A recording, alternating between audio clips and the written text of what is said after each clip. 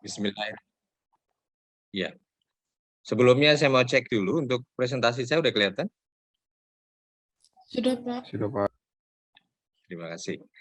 Baik, Bismillahirrahmanirrahim. Assalamualaikum warahmatullahi wabarakatuh. Ya, Alhamdulillah kita hari ini bisa diberikan kesempatan untuk bersilaturahmi ya dengan teman-teman adik-adik di UHAMKA ya. Dan kita berharap kita selalu diberikan kesehatan ya. Dan yang kedua saya ucapkan terima kasih Pak Haris, Mas Haris ataupun Pak Haris, saya sudah diberikan kesempatan untuk bersilaturahmi dan bergabung dengan teman-teman di UHAMKA. Ya,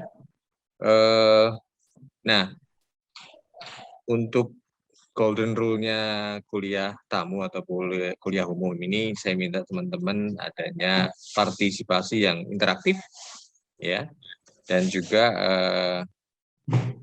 silakan bertanya. Ya. Jadi gunakan kesempatan ini untuk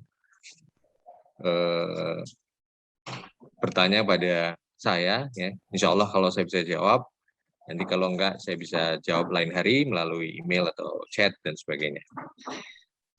Nah, sesuai dengan permintaan Pak Haris, hari ini topiknya adalah tentang human behavior, ya, perilaku manusia ketika kaitannya dengan kecelakaan kerja, ya, kaitannya dengan kecelakaan kerja. Bagaimana kecelakaan kerja itu bisa terjadi, ya, dan juga trigger apa ataupun apa yang mendasari atau yang menjadi faktor bagaimana kecelakaan kerja itu terjadi, kaitannya dengan perilaku manusianya, ya. Baik. Sebelum lebih lanjut, saya ingin perkenalkan diri saya. Nama saya Agung Pramono. Ya. Saat ini kegiatan yang saya lakukan adalah sebagai content creator untuk Instagram di Sokola Safety dan juga YouTube channel ya di Sokola Safety juga. Nah, jadi teman-teman apabila ingin mendapatkan informasi dan sharing knowledge tentang safety atau IHS atau K3 ya, silahkan bisa di subscribe di Sokola Safety di YouTube ataupun join account saya di Instagram. Bisa komen, bisa discuss dan sebagainya di Instagram. Memang ini baru saya bikin ya, kebetulan saya juga baru pensiun di bulan Oktober ya. Jadi saya punya banyak waktu untuk membuat banyak konten kreator kreasi yang berupa training online ataupun saya juga menyediakan coaching dan mentoring untuk karir di dunia ISS. Dan yang ketiga juga menyediakan konsultasi untuk ke ISS. Ya, ini adalah saya. Saya lahir di, mungkin ada yang tahu ini di daerah mana? Di mana? Bisa ditebak background-nya. Di daerah mana atau ini kerajaan mana itu?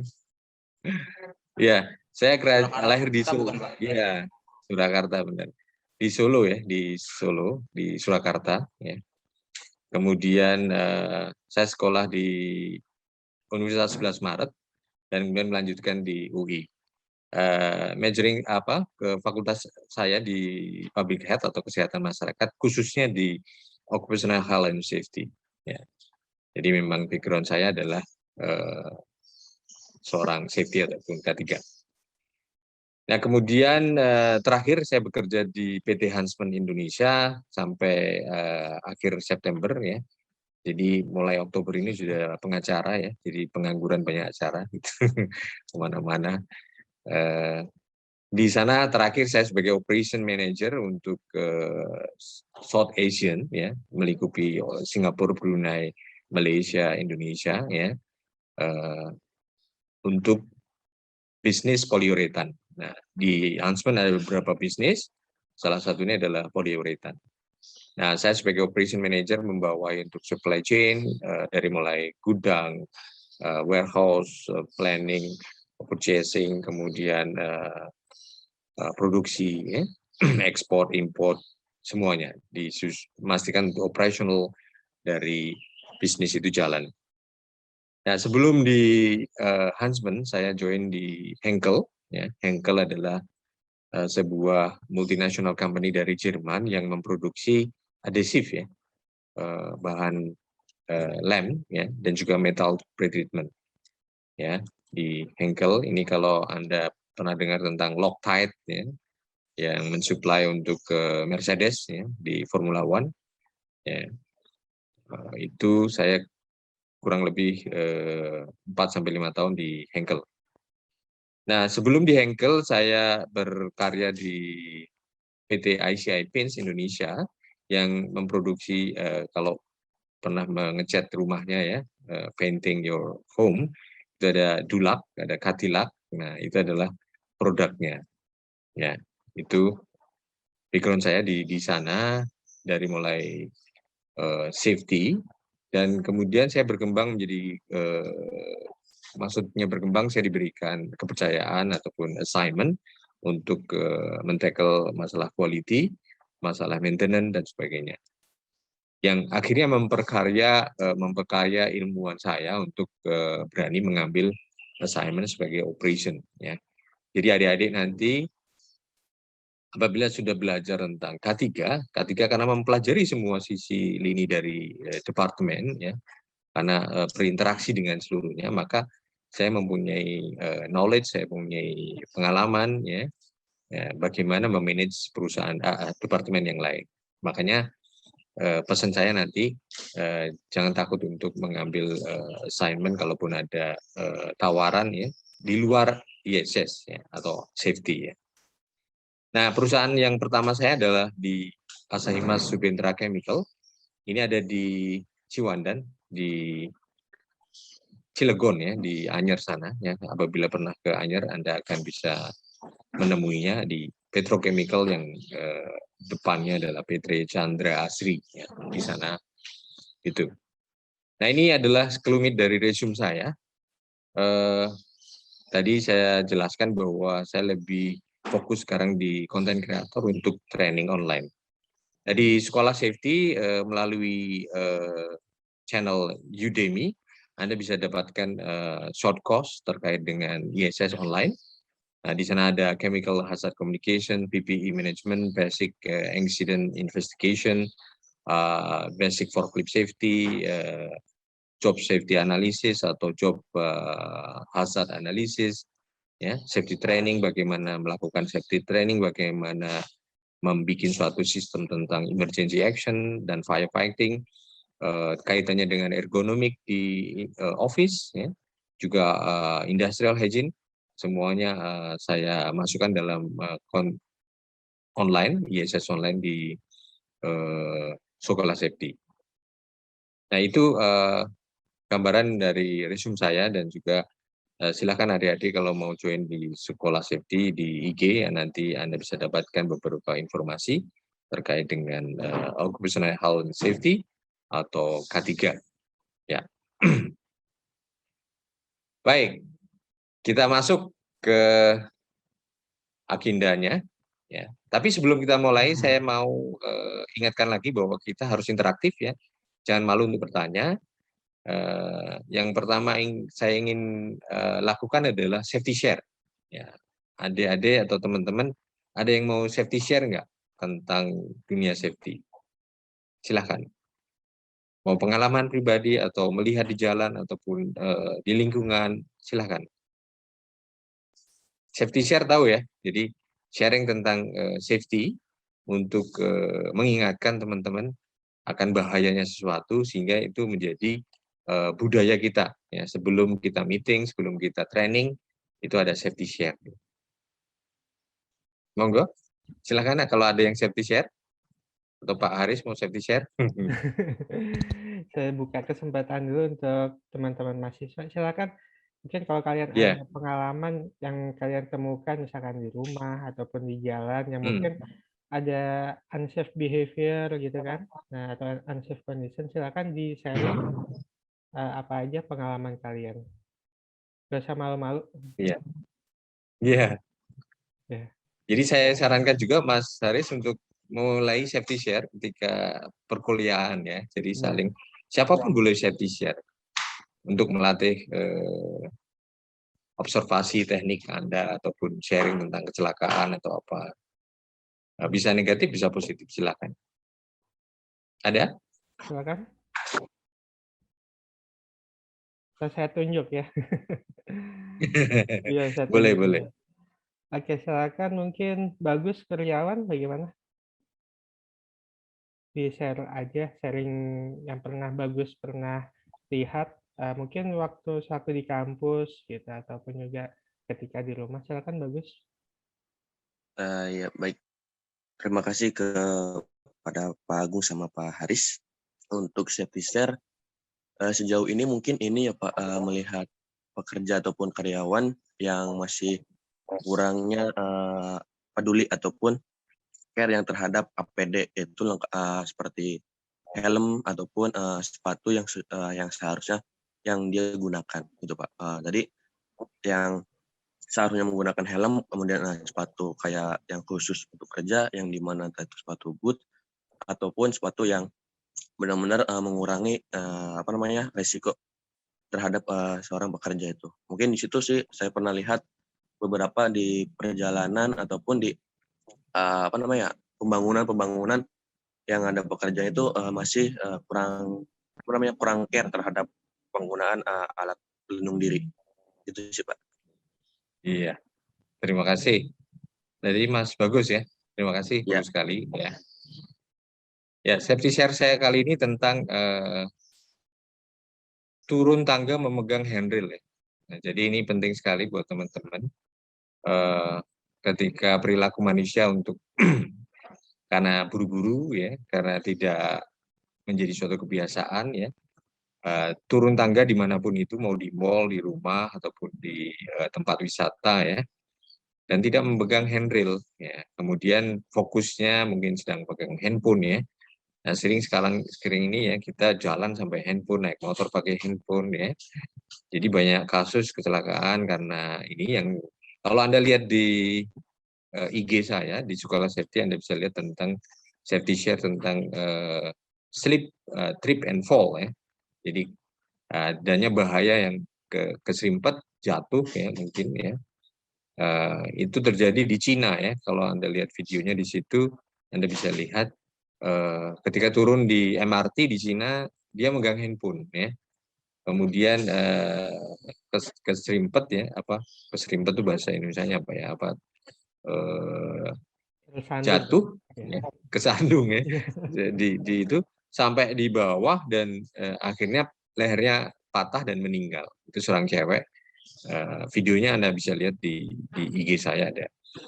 Jadi itu penting sekali untuk mengingatkan teman-teman ketika Anda jalan, Anda turun tangga selalu megang handrail dan tidak memegang handphone atau distraction yang lain dan Anda harus fokus.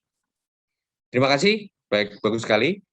Baik, kita masuk di agendanya. Yang pertama kita akan bahas tentang sebuah film. Jadi teman-teman nanti saya minta untuk melihat filmnya.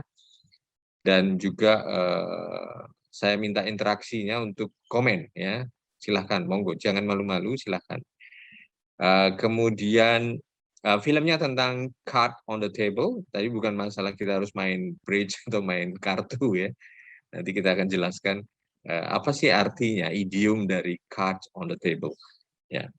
Setelah itu kita akan bicara tentang model of human behavior dan juga human action. Bagaimana manusia bereaksi ketika melihat bahaya, melihat risiko, ya.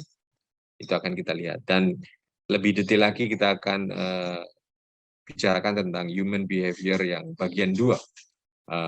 Bagaimana kita memanage supaya tidak terjadi kecelakaan. Baik, kita mulai selanjutnya ya. Ya, kita akan lihat sebuah film tentang cards on the table ya. Di sana akan Anda dapatkan beberapa informasi tentang safe or unsafe act ya. yang dilakukan karyawan ya ataupun kita ataupun manusia di kehidupan sehari-hari ya. Kemudian di setiap kehidupan kita itu ada risk behavior atau perilaku yang berisiko terjadinya kecelakaan ya. Dan juga akan dilihat bagaimana kita memanage critical situation dan zona yang masih abu-abu ya. Bagaimana kita harus melakukan supaya aman. Kemudian bagaimana kita memastikan bahwa karyawan ini conscious behavior atau perilakunya harus selalu fokus sadar. Ya. Nanti kita akan explore lebih lanjut. Ya.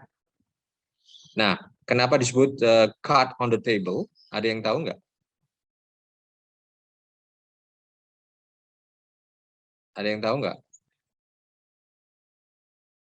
Artinya, idiom dari cards on the table itu, ya, ini bisa dibaca di situ yaitu to put all your card on the table is to be truthful. Ya, jadi ketika idiomnya, ketika Anda, kartunya taruh di meja semua ya, berarti Anda membuka, ya, Anda harus jujur, ya, Anda harus reveal, ya, your true, ya, intention, ya. Jadi intensinya apa? Ya, plan-nya apa, without holding anything back. Ya. Jadi kalau cowok ini yang mau melamar ya, misalnya di situ ada suatu skenario ya, kalau lagi ngedit ataupun mencari cewek gitu ya, bapaknya datang, dia nanya, young man, kamu maunya apa sih gitu ya, kok datang ke sini gitu ya, dengan anakku gitu misalnya gitu. Jadi itu ditanyakan, kita akan bertanya pada teman-teman, dan Anda harus cut on the table. Artinya Anda harus jujur apa yang Anda pernah lakukan dalam kehidupan Anda. Oke, tanpa basa-basi kita masuk ke filmnya. Baik, terima kasih. Sebelum lanjut, saya ingin bertanya teman-teman, kira-kira apa impresinya, apa pendapat Anda tentang film tadi? Silahkan yang lebih berani untuk berpendapat ya.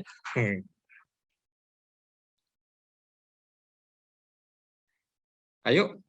Ya, silakan. Kalau ada yang mau bertanya, bukan bertanya apa? Komen ya, komen tentang video tadi. Apa yang dilihat sebenarnya? Menurut Anda apa? Ya, boleh. Hairunisa. Mbak siapa? Hairunisa. Ya. Silakan Hairunisa. Iya, kenapa Pak? Jadi kalau menurut saya videonya itu tentang gimana seseorang atau pekerja menanggapi peraturan yang ada yang dibikin di suatu tempat. Nah, terus juga kenapa bisa ada pekerja yang nggak mematuhi peraturan gitu. Jadi kurang lebih seperti itu Pak. Baik, terima kasih. Ada yang lain tentang video tadi itu, persepsinya ataupun pendapatnya ataupun apa yang dilihat itu tentang apa sih gitu ya? Silakan. Jadi Mbak Hairunisa bagus. Saya boleh Pak. Boleh. Itu kayak perilaku manusia yang lalai atas tindakannya, seperti tadi kayak apa tuh, semacam selang ya yang ada di lantai. Terus dia pakai skuter gitu, lalang bisa tertabrak sama rekan kerjanya. Lalu saat menggunakan bahan bahaya, dia tidak menggunakan kacamata pelindung, tapi dia bilang dia tahu apa yang dia harus lakukan. Itu mungkin kelalaian pekerja yang mungkin saya lihat itu, Pak. Baik, terima kasih. Iya. Ada lagi? Monggo. Kita perlu 3 orang ya untuk bisa beda pendapat, silahkan. Ayo, mahasiswa harus berani untuk berkomentar, berpendapat. Kita kan negara demokrasi, silahkan. Monggo. Jangan takut. Nggak ada salah dan benar di sini. Izin berpendapat, Pak. Ya, Zahra. Boleh, silakan. Jadi dari video yang tadi yang saya lihat itu di setiap kegiatan kita selalu ada kegiatan yang berbahaya dan beresiko tinggi. Tetapi kita sendiri tidak memikirkan atau peduli akan bahaya tersebut. Seperti contohnya ada anak kecil yang sedang bermain, mendekati kompor yang menyala, terus turun dari tangga sambil bermain HP. Nah, hal itu kan menunjukkan bahwa bahaya itu dapat terjadi di mana saja, tetapi sebagian dari kita sendiri itu masih abai. Maka dari itu, seperti tadi, harusnya dibuat peraturan atau kebijakan mengenai kegiatan tersebut. Contohnya dalam penggunaan APD seperti memakai kacamata saat berhadapan dengan bahan kimia atau memakai hand glove saat mengisi bahan bakar. Begitu dari saya, Pak. Iya, bagus sekali. Terima kasih. Mbak siapa? Lupa deh. Zahra Aulia. Oh, Zahra. Iya. Baik, terima kasih teman-teman atas komentarnya, feedbacknya.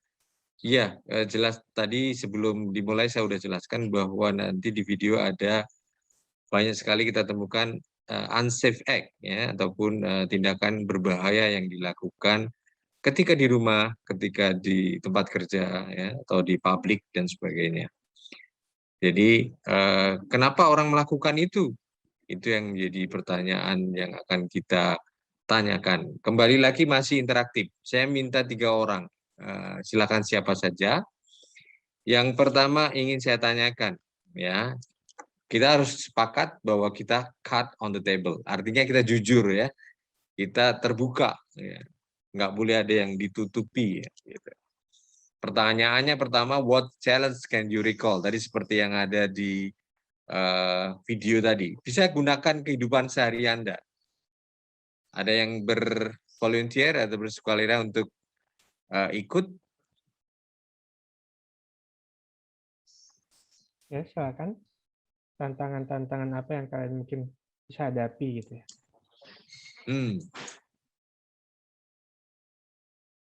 Tasya. Dalam kehidupan Anda, silahkan aja, nggak apa-apa.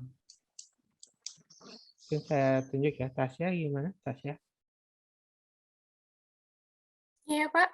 Ya, bagaimana? Ada tantangan apa yang kamu temukan gitu dalam kehidupan kamu gitu? Anda alami ya? Ya, yang Anda alami, Anda lakukan kira-kira dalam kehidupan Anda, kira-kira apa? Mungkin tantangan yang selama ini saya rasakan ya Pak ya, selama dalam kehidupan, salah satunya itu ya menjalani sebagai mahasiswa. Kenapa? Karena menjadi mahasiswa ini kan bukan sesuatu hal yang mudah gitu ya. Mungkin kita masuk ke perkuliahan itu, orang berpikir itu adalah hal yang sulit, tantangan yang besar. Tapi yang besar itu bukan masuknya, bukan bagaimana cara kita masuk, tetapi bagaimana cara kita bisa survive di dalamnya, kita bisa bertahan, dan kita bisa menampilkan sesuatu yang terbaik, sampai kita bisa mendapatkan sesuatu yang menjadi tujuan kita di awal. Seperti itu. Oke, makasih. Ya, saya beri contoh ya, seperti ketika saya naik motor, saya nggak pakai helm. Itu adalah suatu challenge yang saya lakukan dalam kehidupan sehari. Karena saya berpikir dekat kok, saya cuma mau ke Indomaret depan situ aja gitu ya. Ini contoh simpel aja gitu ya. Saya nggak pakai helm. Ya, that's a challenge that I have it. Ya. Nah, itu contohnya sebagai ini. Saya rasa semua pernah melakukan ini ya.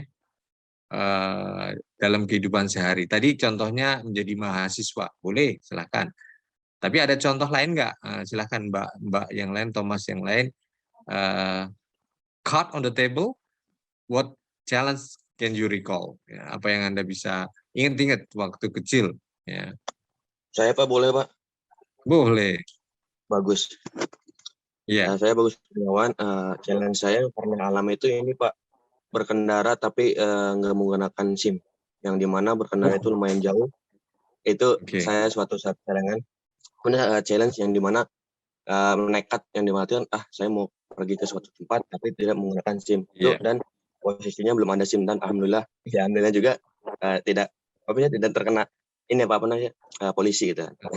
Oke, kita tadi Mbak Tasya, kemudian Mas Agus ya. Kita mulai dua aja. Pertama yang kedua pertanyaannya, which danger are we used to? Nah, jadi bahaya apa yang sudah menjadi suatu used to be atau kebiasaan Anda gitu. Udah biasa gitu. Kalau tadi kita bicara tentang helm, bahayanya apa kalau nggak pakai helm? Coba dijawab. Ya, kalau nggak pakai helm akan terjadi apa? Izin berpendapat, Pak. Silakan. Boleh, silakan. Iya, saya Hanuzia. Jika kita nggak pakai helm nih saat berkendara, ya kalau misalnya ada sesuatu yang terjadi, misalnya kecelakaan, itu langsung bisa kena kepala kita. Soalnya saya pernah lihat di jalan itu kayak langsung, ya kepala kita langsung banyak darah keluar kayak gitu. Iya, Karena benar. tanpa ada pelindung. Iya. Ya, Kalau nggak gitu, Pak. pakai SIM, bahayanya apa tadi? Terima kasih, Mbak. Bahaya ketangkap polisi gitu ya. Iya betul. Iya. Kalau Mbak Tasya tadi kalau di kuliah bahayanya apa itu ya? Tadi kan kuliah itu tantangan Anda ya, challenge Anda gitu ya. Kemudian apa yang di kuliah yang menjadi bahaya yang menjadi used to ya. Jadi kebiasaan apa? Dimarahin dosen gitu ya atau Mungkin jawabannya ini, Pak, tidak bisa mengendalikan stres ya. stres Kan ya, benar. ya. Benar. Dari Iya, tekanan stres ya. dari tugas gitu. Yang mungkin Benar. orang menganggap bahwa itu hal yang biasa. Tapi kalau misalkan teman-teman nggak bisa memanage stresnya gitu ya, itu bisa menyebabkan. Siap. Ya benar itu ya, Pak Aris ngasih kerjaan lagi, tugasnya banyak gitu ya, jadi stres gitu ya, benar. Oke, menarik. Kalau yang SIM tadi pasti bahayanya ketangkep polisi ya. Kalau risikonya ya ketangkep polisi ya. Kalau nggak pakai helm ya jatuh gitu ya. Waktu kecil saya sering mengejar, pernah main layang-layang ya. Jadi kalau layang-layang itu di sungai ataupun di sawah ya, saya nggak mikir bahaya gitu ya. Tapi saya karena bahaya itu menjadi suatu kebiasaan saya gitu. Misalnya kita terjun di sungai gitu, berenang atau mengejar layang-layang masuk ke sawah gitu ya. Atau naik motor tanpa helm ya. Ada cuma berapa 100 meter gitu ya, sekilo gitu ya. Atau tadi tentang kuliah itu contoh yang kita bisa lihat ya. Nah ini pertanyaannya ya. What was your last unsafe action? Nah, jujur ya, card on the table ya, jujur. Ya. Truthful tadi, reveal Anda, pengalaman Anda, apa yang Anda lakukan, unsafe action Anda yang sudah Anda lakukan dalam kehidupan sehari-hari. Karena belum bekerja ya, kehidupan sehari-hari nggak apa-apa. Gitu. Boleh yang lain, selain Mbak Tasya, selain Mas Bagus, silahkan. Mbak Zahra, silakan yang lain, silahkan. Ya, silahkan. Kira-kira apa yang pernah kalian lakukan itu? Yang terakhir kalian lakukan tindakan-tindakan tidak aman. Iya. Boleh jawab lagi nggak, Pak? Boleh. Kalau di kehidupan sehari-hari saya sering itu yang tadi ada di video, kita nggak fokus saat turun tangga. Oke, iya itu jujur sekali berarti Mbak. Iya, saya lagi mau turun buru-buru tanpa pegangan tangga itunya, handgrimnya apa? Jadi saya terjatuh waktu itu. Wow, iya. Tapi nggak apa-apa ya? Sedikit biru Pak. Iya. Nah itu pengalaman negatif atau pengalaman positif? Negatif Pak. Ya, apakah Anda ingin melakukan lagi? Enggak. Enggak, ya. Terpatri di dalam pikiran Anda? Di bawah sadar Anda? Iya. Soalnya lumayan sakit. Oh iya. Tapi kalau diajak ke Ancol, kemudian naik roller coaster, mau nggak ke Dufan? Nggak berani Pak. Nggak berani. Atau turun di tangga di mana ya? Karena lupa buru-buru ya. wah Bapak Iya. ada informasi tentang emergency atau apa, Anda ingat kejadian itu nggak? Gitu? Kayak inget deh Pak, soalnya waktu saya jatuh Iya. lihat orang. Malunya ya, jatuh sih nggak apa-apa, malunya itu ya. Ya itu Pak. Benar-benar. Oke, ada lain lagi yang jujur mengatakan unsafe act, ya, unsafe action ya dalam kehidupan sehari. Saya deh Pak, coba Pak. Boleh. Kalau yang baru-baru ini saya lakukan itu mungkin ya sebagai mahasiswa dan juga sebagai anak, apalagi anak perempuan, saya mungkin di saat waktu yang bersamaan saat kuliah dan saat adanya makan siang gitu, saya disuruh ngangetin makanan, tapi saya sambil bawa HP, sambil deket kompor gitu, itu kan perilaku tidak aman, seperti itu Pak mungkin. Karena mungkin tuntutan harus nurut sama orang tua, atau satu lagi kita harus menjalankan tanggung jawab kita sebagai mahasiswa, seperti itu Pak. Iya, siap. Ini benar-benar cut on the table ya, jadi Anda jujur nggak malu. It's okay. Benar itu, benar sekali. Multitasking. Multitasking ini juga kadang jadi satu faktor bahaya ya. Karena kita nggak bisa fokus dalam satu pekerjaan. Beberapa pekerjaan dikerjakan dalam satu waktu ya. Itu juga berisiko. Nah, yang terakhir saya tanyakan kembali ke Mbaknya yang jatuh dari tangga itu, kenapa Anda break the rule? Rule-nya kan berarti harus pelan-pelan, fokus, pegang handrail supaya nggak jatuh gitu ya. Atau tadi yang tidak pakai helm, kenapa tidak pakai helm ya? Atau tadi yang kuliah, masih kaitannya dengan kuliah, mungkin datang terlambat atau apa ya, yang Anda bisa pikirkan ketika why do we break rule? Kenapa sih kita selalu melanggar peraturan yang dibikin? Atau di lampu merah ya, pernah lihat ya, orang di lampu merah, last action-nya adalah, wow masih kuning, langsung bas gitu. Atau dia nggak ngelihat lampu merah aja, masuk aja, merah juga masuk aja gitu ya. Ada ya. Why? Why do we break rule? Ada yang ingin menjawab?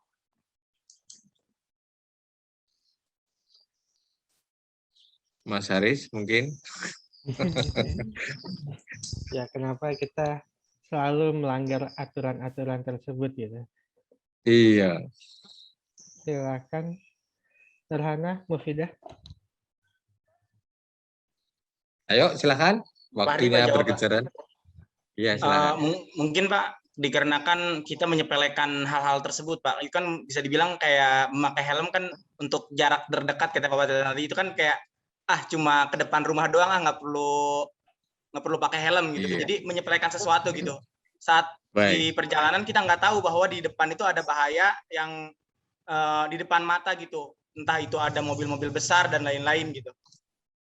Baik. Bagus. Ada lain? Why do we break rule? Berjalan atau naik turun tangga itu suatu rutinitas berjalan nggak?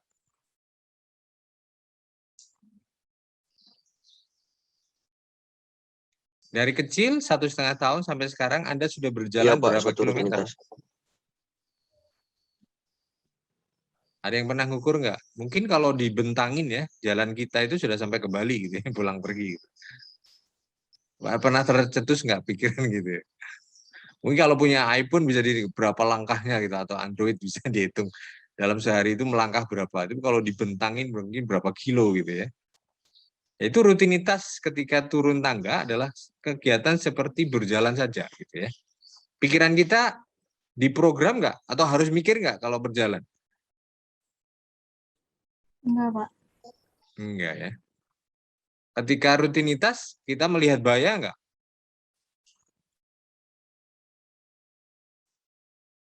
Enggak juga, Pak. Enggak juga. Bahayanya tahu nggak kalau turun tangga itu akan kalau buru-buru terjatuh? Ada 2 kemungkinan sih, Pak. Iya. Iya. Kalau yang naik motor tanpa helm tadi lebih karena pengalaman dia ataupun wah aku nggak pakai helm 1 kilo nggak ada masalah, nggak terjatuh, ya. Pengalamannya selalu positif, ya. Tapi dia melakukan risk action, ya. Itu. Kemudian seperti teman tadi naik turun tangga tidak pegang handle, selama berapa kali nggak jatuh. Jadi di dalam pikiran dia bahaya sudah tidak ada, ya. Tapi bahayanya ada, ya. Sehingga kita mengambil risiko. Ya, saya tidak akan menjudge on card on the table yang Anda lakukan itu benar atau enggak.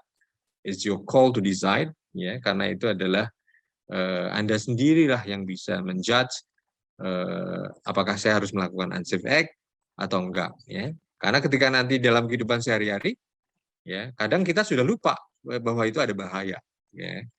Itu.